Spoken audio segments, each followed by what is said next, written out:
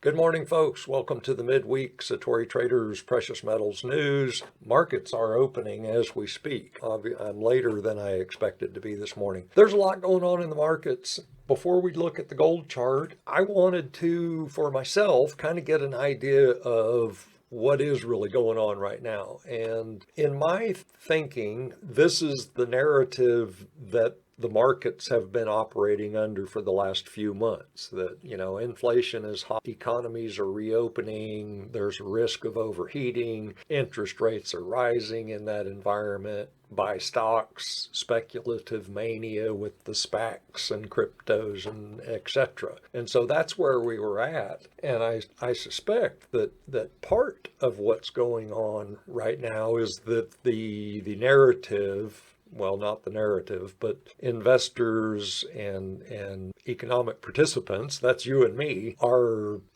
perspective of the narrative is shifting. And inflation is currently here. And, if you haven't seen that, you haven't bought gas, eaten any food, lived under a roof, or driven a car. You haven't done any of those things if you haven't noticed that inflation is here in spades. Because, here's the clearly reopening ain't happening. And of course, wasn't going to happen. Knew 3 months ago it wasn't going to happen. But anyway, that's neither here nor there. So anyway, it's becoming more obvious that reopening's not happening.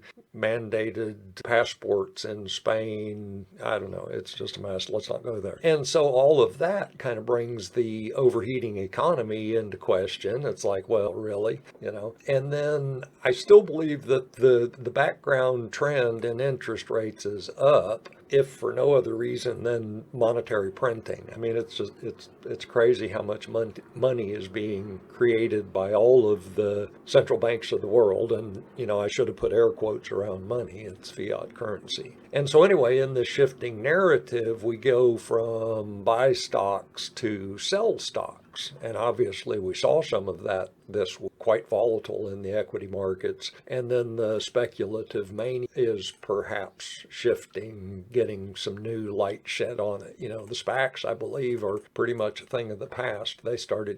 Regulators started paying attention to that, and they went away quietly. And then, I don't know, is it the same kind of thing happening in crypto right now, where the regulators and, China throws them out, can't mine crypto in our country anymore. Maybe the sentiment about crypto is changing. And all of this is too complicated, so really I just boil it down to this. We're shifting from risk on to risk off. Now let's look at the charts. Nothing has happened in gold in the big picture. We're still filling out this, the right shoulder of this head and shoulders pattern. 2357 is our price target for late 2021 or early 2022. I think in one of the recent videos I said 2157. That was my mistake. The target is 2357, and again, I expect it to be reached in late 21, early 22. Weekly time frame, the same. No change from last time we looked at this chart. Gold is pushing up into resistance at the moving averages. MACD's flat, energy's in the tank. Here in the daily time frame, obviously this doesn't feel good. That price candle doesn't feel good. And of course, that's a bearish doji yesterday. So certainly not what we'd like to see in gold. And yet, in light of all the other market volatility this week, in my opinion, gold is remarkably strong. Gold is not tanking. I think, what are we down? Yesterday was 1%. Well, that's today, actually. Anyway, I think gold went down 1% and the equities were 4%. Anyway, in my estimation, we are seeing strength in gold as part of risk off. Gold is the ultimate asset. It's the most liquid asset on planet Earth. you sell gold all day long in any country of the world. You might have to do it on a black market in some places, but anyway, gold is the ultimate form of safety, and I think we may be seeing a flight to safety in gold's strength this week. Same picture in silver. Nothing has happened. This is a fart in the wind. I mean, it feels bad. It doesn't feel good when we look at a chart of silver and we see that. It's like, oh my God. But again, fart in the wind.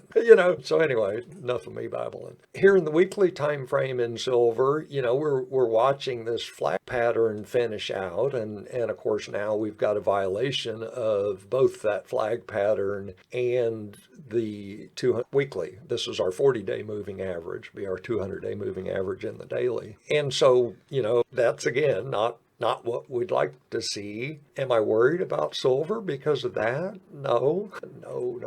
So, and from the perspective, if you and I were charged with managing the precious metals markets, which really means suppressing the prices of silver and gold, we would focus most of our attention on silver because it is a far smaller market than gold. We go run the price down in silver, and it affects investor sentiment across the board. Gold investors watch silver, obviously, but look, we are. And so if you can beat down silver, you might be able to break the sentiment in the gold market. But that's not what we're seeing. And again, that was the point I was making about strength in gold. Here we are in the mining stocks, GDXJ as our proxy. We're in the daily time frame.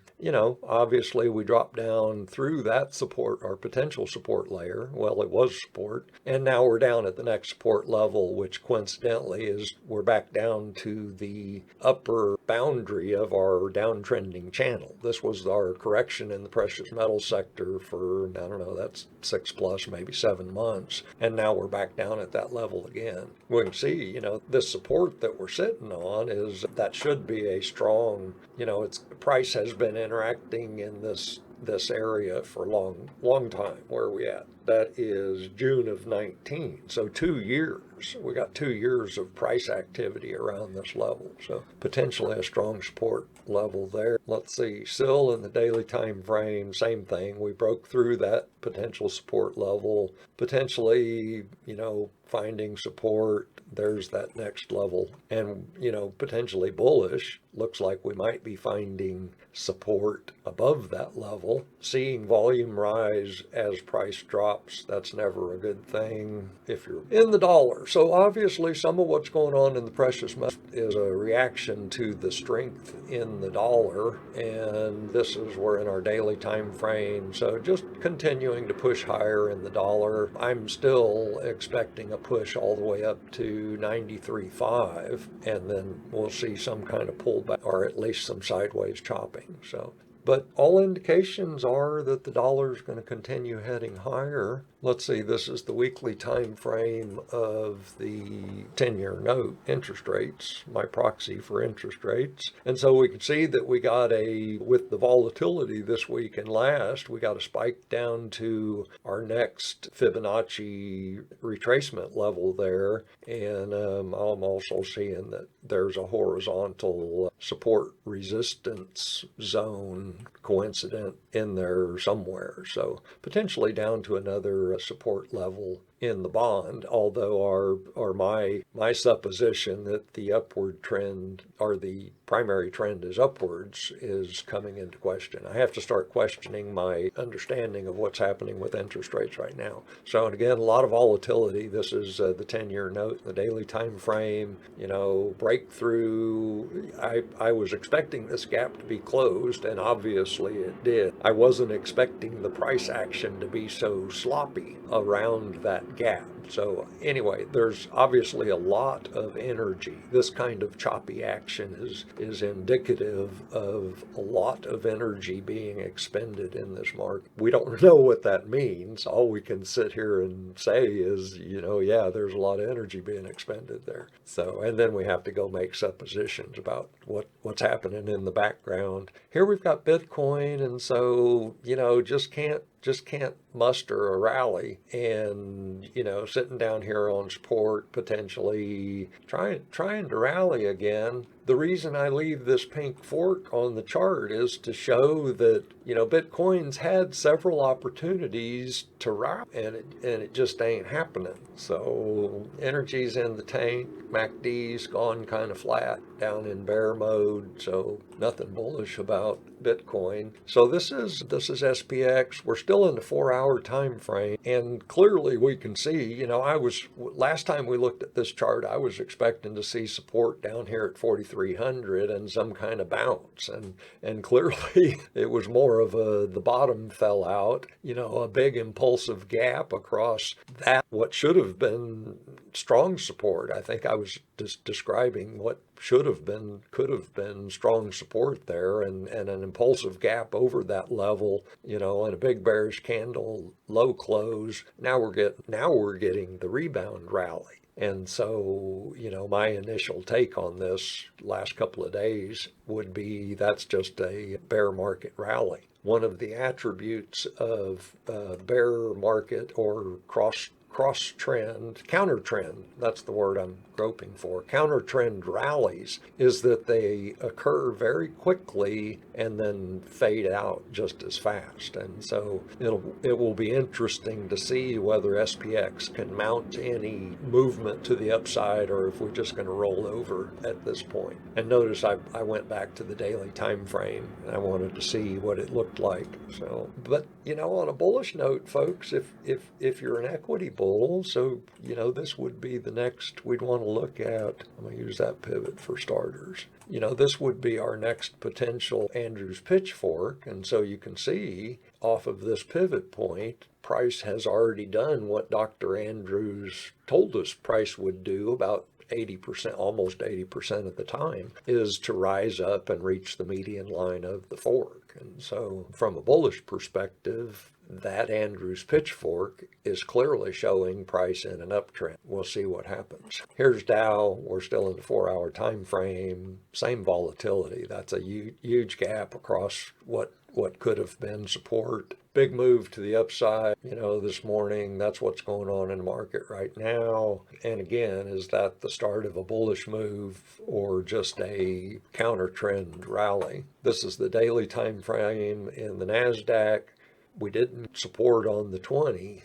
We did get the same. We got an impulsive gap across the 20. Now we're pushing back up into back above this median line of this Andrews pitchfork. So the Nasdaq continues to be more bullish, obviously, than the rest of the equity markets, and yet very overbought based on Nasdaq. Energy mid-range. Brent's done a bigger pullback than I was expecting to see, but is that a reaction to the strength in the dollar? General, it's part of risk on, risk off. I'm not going to speculate on that. We're at 15 minutes, folks. Enjoy the rest of your week. Talk to you soon.